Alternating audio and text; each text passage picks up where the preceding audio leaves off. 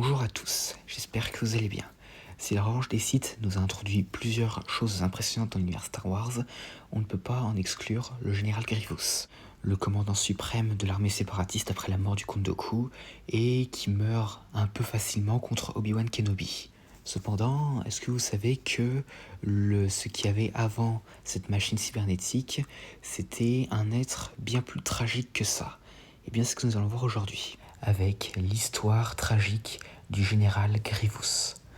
Pour commencer, il faut savoir que Grievous n'a pas toujours été ce cyborg évidemment, mais aussi Grievous n'a pas toujours été son nom.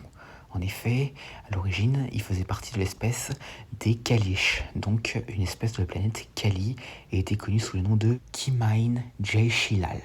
Il est né dans une famille qui comprenait son père, plusieurs années avant la guerre des clones, sur le monde d'origine de son espèce, Kali. Cependant, Shilal était né au milieu d'une guerre qui opposait son espèce, les Kalish, à une espèce insectoïde nommée les Hux, aussi connue sous le nom de Yamri, et qui avait une technologie bien plus avancée que les Kalish, et était originaire de la planète Huk, une planète voisine de Kali. Et donc les Hux étaient des esclavagistes et pillaient de nombreux systèmes, et Kali était l'un d'entre eux, même si cela n'empêchait pas les Kalish de résister, même si cela leur coûtait beaucoup de vie. Et à partir de son enfance, Shilal développa une admiration pour les seigneurs de guerre de sa planète. À l'âge de 8 ans seulement, son père commença à l'entraîner pour le combat. Il a servi comme tireur d'élite et avait déjà tué plus de 40 ennemis. Et tout ça à l'âge de 8 ans d'ailleurs. Ouais, c'est un tueur né. Et en grandissant, Shilal a connu une ascension rapide en grade, devenant un guerrier redouté et un seigneur de guerre. Il a appris une stratégie brutale et déterminée des tactiques de combat et porté une capacité exceptionnelle à instruire, encourager et gérer ses camarades guerriers. Cependant, un jour, le père de Shilal tombe au combat et pour l'honorer, Shilal reprit le masque de guerre traditionnel de son père et le mit sur son visage. Avec le temps, Shilal devint un guerrier fier, avec de nombreux ennemis et une obsession pour la gloire acquise à la guerre, valorisant la bravoure au combat par-dessus tout. Et il commença même à récupérer les armes de ses ennemis en guise de trophée. Shilal avait aussi d'ailleurs une compagne nommée Ronderu Lish Kumar, une autre guerrière et mercenaire Kalish. Leur lien était très fort, et ils s'apprirent beaucoup l'un de l'autre. Kumar apprit à Shilal le maniement de l'épée, et à son tour, il lui fit découvrir le combat à distance avec un fusil. Tous deux masqués de leur masque d'os, ils devinrent des légendes, des demi-dieux jumeaux bénis par leurs ancêtres. Ensemble, ils éliminèrent sans pitié les envahisseurs Hux au cours d'innombrables campagnes. Cependant, lors d'un combat sur une plage, ils furent séparés, et Kumar fut tué violemment et jeté dans la mer. Shilal tenta de récupérer son corps, mais il n'y arriva pas. Et il fut plongé dans le désespoir et une terrible dépression psychotique. Shilal fit ce qu'il put pour enfouir son chagrin. Il finit par prendre 10 femmes et engendra 30 enfants avec. Mais aucune de ces femmes et enfants ne semblait pouvoir combler le vide laissé par la mort de Kumar. Finalement, il comprit que son destin était de le pleurer toute sa vie, et fort de cette prise de conscience, Shilal abandonna son ancienne identité et adopta le surnom de Grievous. La rumeur raconte que lorsque Shilal prit le nom de Grievous en mémoire de son compagnon d'armes Kumar, il remodela volontairement son corps, puis son esprit pour devenir l'égal des Jedi. D'autres ajoutèrent qu'il avait rêvé de devenir un Jedi et qu'il avait été rejeté dans sa jeunesse. Finalement, Grievous, avec son escouade personnelle, les Isvoshra, réussit à chasser les Hux de Kali. Mais son amertume ne cessa pas avec ce triomphe et il les repoussa encore plus loin, prenant d'assaut leurs mondes coloniaux. Et il s'arrêta même sur Kashyyyk où il affronta un guerrier Wookiee. Et avec tous ces triomphes sur les Hux, Grievous semblait être inarrêtable. Mais les Hux se tournèrent vers la République Galactique qui envoyèrent des chevaliers Jedi pour mettre fin à la guerre. Les Jedi prirent le parti des Hux et finalement Kali se retrouva dans la pauvreté et des centaines de milliers de Kalish mouraient de faim.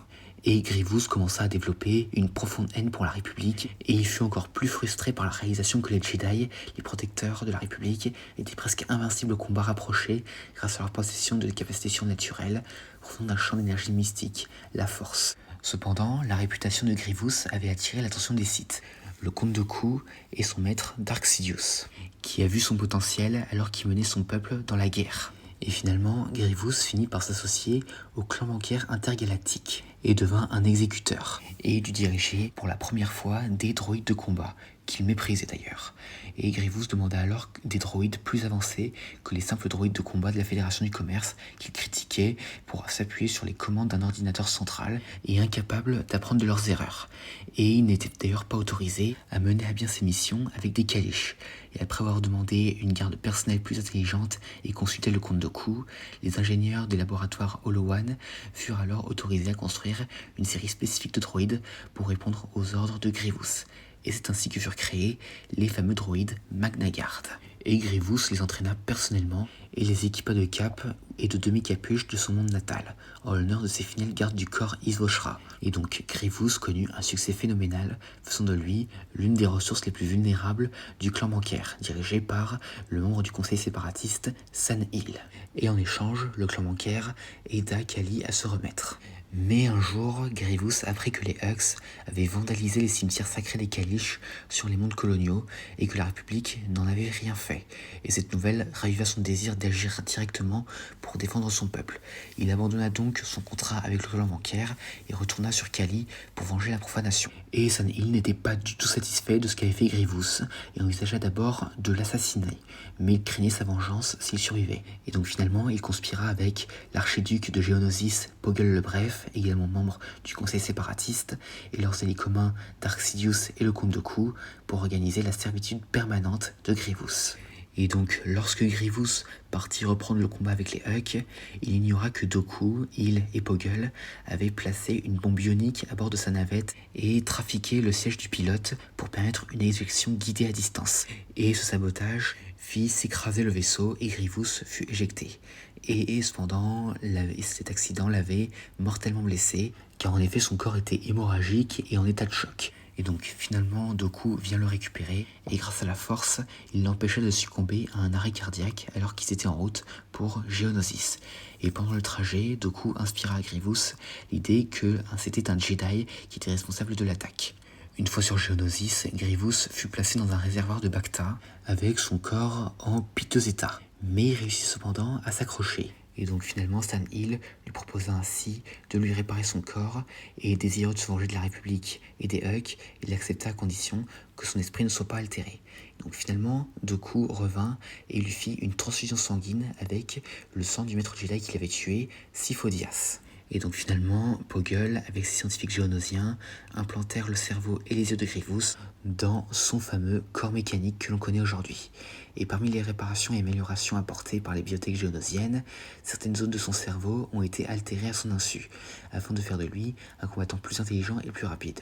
Ces améliorations comprenaient l'installation d'une programmation de combat heuristique, et de plus, les zones cérébrales ont également été modifiées, avec du tissu cérébral directement connecté et transportant des signaux électriques, afin de mieux faciliter l'utilisation de son corps. Cependant, son centre de mémoire a également été modifié pour supprimer certains souvenirs de son passé pour mieux se concentrer et augmenter son agressivité. Ses poumons furent également récupérés et installés dans la machine et ont également reçu des implants. Et donc finalement, tout ce qui restait du Grievous d'avant était ses yeux, des portions de son cerveau, une moelle épinière, une colonne vertébrale, ses poumons endommagés, d'autres organes internes et aussi son cœur froid. Et d'ailleurs, pour l'anecdote, les droïdes qui ont pratiqué la reconstruction de Grievous sont les mêmes qui pratiqueront plus tard la reconstruction de Vador. Et donc ainsi, le général Grievous vit le jour réellement. Et par la suite, Dooku offrit à Grievous son premier sabre laser qui appartenait à Sifo Dyas. Mais Grievous n'était pas vraiment satisfait de ce qu'il était devenu, car en effet, il ressemblait maintenant à un droïde et a d'ailleurs même immédiatement massacré tous les gardes présents lors de sa reconstruction. Dégoûté par son corps, Grievous a accepté à contre-cœur le poste de commandement suprême des armées de droïdes séparatistes. Et par la suite, Dooku l'entraîna aux arts Jedi et lui apprit donc à se battre avec un sabre laser. Et le général fit également de même avec ses Magna Guard. Et donc voilà ainsi comment est né le général Grievous.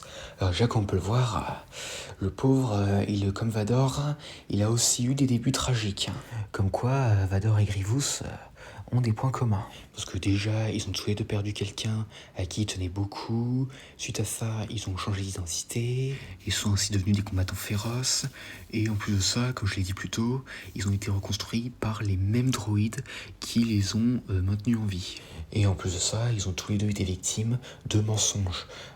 Grievous, le fait que c'était les Jedi qui étaient responsables de sa situation. Et Vador, le fait que ce soit Luke qui ait tué Padmé. D'ailleurs, je me demande c'est lequel des deux qui a été vraiment manipulé de manière vraiment... voilà quoi. Parce qu'honnêtement, voilà quoi. Mais bon, mais d'un côté, il faut savoir que tout ça, c'est un peu voulu parce qu'il faut savoir que Grievous avait été créé pour teaser un peu ce que deviendra Dark Vador. À savoir, un commandant cyborg qui dirige une grande armée. Et d'ailleurs, comme pour Vador, on peut dire que les Jedi ont un peu eu leur part de responsabilité dans la création du Grievous qu'on connaît aujourd'hui, notamment lors de leur implication dans l'arrêt du conflit avec les Hux. Et donc à part ça, voilà, c'est tout ce que j'ai à dire concernant l'histoire du général Grievous. J'espère que cette vidéo vous aura plu, n'hésitez pas à me dire ça dans les commentaires, et à la prochaine. Et n'oubliez pas...